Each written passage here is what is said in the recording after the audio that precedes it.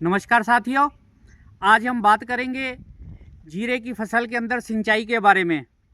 जैसा कि अपने सभी को मालूम है, किसी भी फसल के अंदर सिंचाई जो होती है वो बहुत महत्वपूर्ण होती है। यदि हम जीरे के अंदर सिंचाई की बात करते हैं तो सिंचाई को दो भागों के अंदर बांटते हैं। पहला भाग यह है कि जीरे का जो अंकुरन होता है उसके लिए सिंचाई की जाती है। दूसरा भाग जो उसको पकने के लिए या उसकी बढ़वार के लिए सिंचाई की जाती है।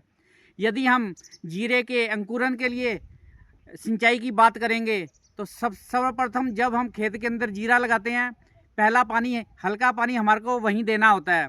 दूसरा पानी अंकुरन के लिए 8 से 10 दिन बाद बिजाई के बाद में देते हैं।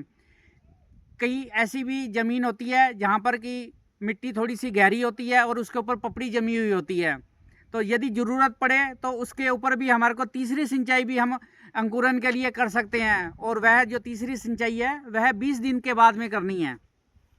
अब यदि हम बात करते हैं गहरे पानी की, तो जब जीरे की फसल 35 से 40 दिन के अंदर होती है तब हमारे को पहली गहरी सिंचाई करनी है, और दूसरी गहरी सिंचाई 60 दिन की अवस्था के ऊपर, और तीसरी गहरी सिंचाई 90 दिन की अवस्था के ऊपर करनी है।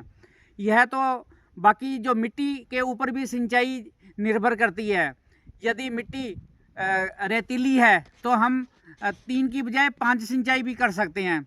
सिंचाई करते वक्त हमारे को एक चीज़ का ध्यान रखना है, यदि हम फुहारे से सिंचाई कर रहे हैं तो हमें फुहारे को 2 घंटे से ऊपर नहीं चलाना है, और यदि हम क्यारी से सिंचाई कर रहे हैं तो क्यारियों को ज़्यादा पानी नहीं भरना है। यदि हम पानी ज़्यादा भरेंगे या फुहारा ज़्यादा चलाएंगे तो उसके अंदर फफूंद रोग होने का प्रकोप बहुत ज़्यादा रहता है। धन्यवाद।